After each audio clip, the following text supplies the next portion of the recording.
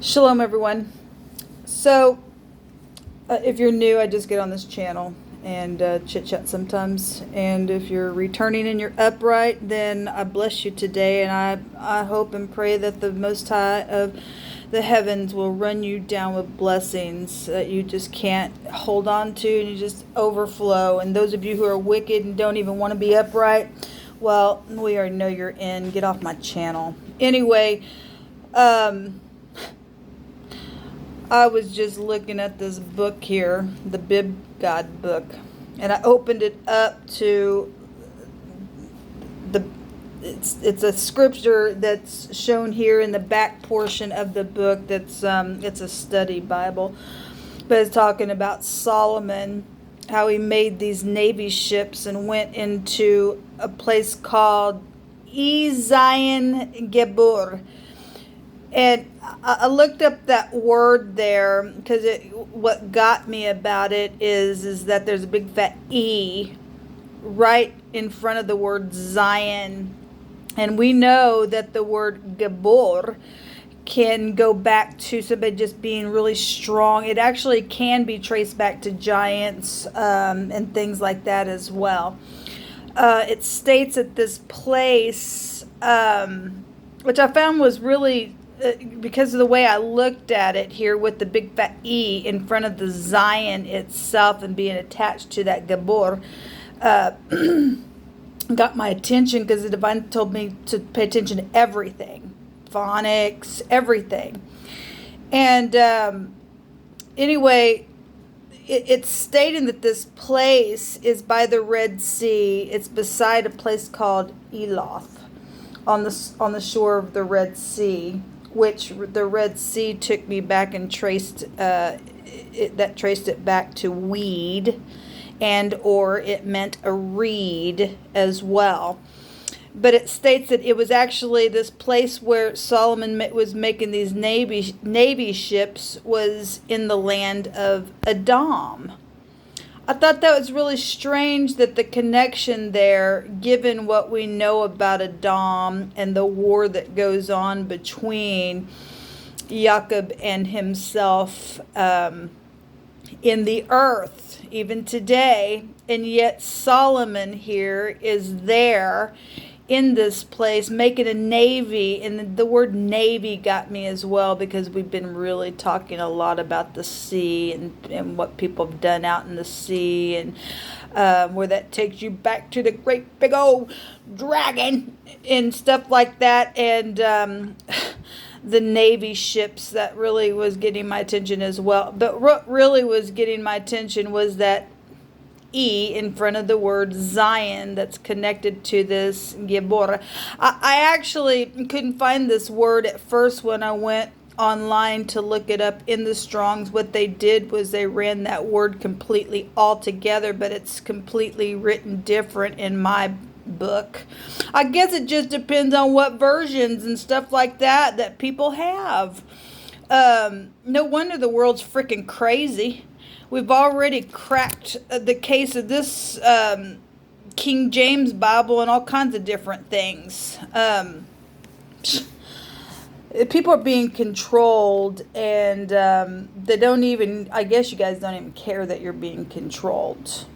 You really, I was laying there this morning as I was waking up, and Pinocchio was running through my spirit. I thought that was strange, but sometimes the divine will just bring all kinds of stuff through my spirit. I just pay attention because he speaks expressively.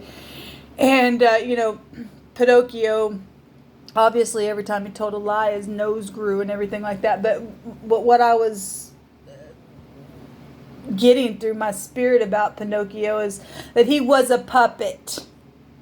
He was a puppet. I used to have, when I used to do tarot, and those of you who are new, I used to do tarot on this channel, and I went through a big process, and I don't do it anymore. But I used to have a deck of cards where the devil card actually was showing that he had strings and he was controlling the people, because you people are being controlled by the devil. Let's look at Solomon real quick, because we just read scripture the other day out of Jeremiah that stated that the house of Judah, which would actually come straight from the line of Solomon, who, by the way, had 700 wives and 300 concubines. Wow, that's a lot of sex, and that's a lot of children in the earth, and probably fathered me as well as all you Masons out there. Anyway, I guess that's okay for men to have as many women as they want, right? Because the scripture teach you that a woman is nasty, but I guess Solomon loved them anyway. So let's look at Solomon, because we know that it states that his wives really got him into serving other gods and idols and things like that. That's probably where the root of this stuff really comes from. Down that line where Judah got to a place where the scripture stated that they were going to take all their bones out for that. I don't remember how it was worded. What did it word? That this horrible family, as I think is what it stated in the scripture. And that so all the people could see those people's bones because they worshiped the sun and the moon and the stars. Goes right back to your Solomon there, who was supposed to be wise. Well, if he was so wise, don't you think that he would have listened to the creator of all things? And I'm not saying anything negative about Solomon. These are facts. These are the facts, people. You people who follow Solomon, you don't even really follow the words of Solomon. He gives a lot of beautiful insight on how to walk upright towards your neighbor and all this. At the same time, you got groups of people that will trace you back to Solomon and witchcraft. And you get up behind those pulpits and then teach something else. What is it? What do you people are so cuckoo crazy in your head and don't realize that you are Pinocchios being controlled, and you're probably go right back to, he had so many wives. Maybe he married some of these Gebors. Maybe they had genes within that. Well, we know we can trace back Esau to that crap, and so that gene had to come through somehow in the lineage. Some of you people are probably Nephilim in the earth. Okay, it says right here, the big fat E in front of this Zion. And Zion's supposed to take you back to Israel. And then we've already traced back Israel to Canaanites. So why can't people just leave people alone in the earth and be upright? Again, okay, like I keep saying, I'm not going to quit until people stop this stupid war. What are you? Are you a son of man, which goes back to being cut down like grass? Or are you one of those ish man, which took you right back to the devil, Satan, also being cut down to the ground, as Jehovah stated in the book of Isaiah? Or are you the bloodthirsty man in the earth?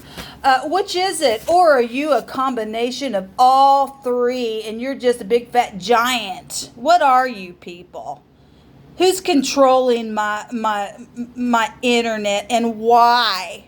Why is that? Why have you caused me to have to stand up and be aggressive when that never was on the inside of my being ever? Why have you done that to an innocent person? You people are sick.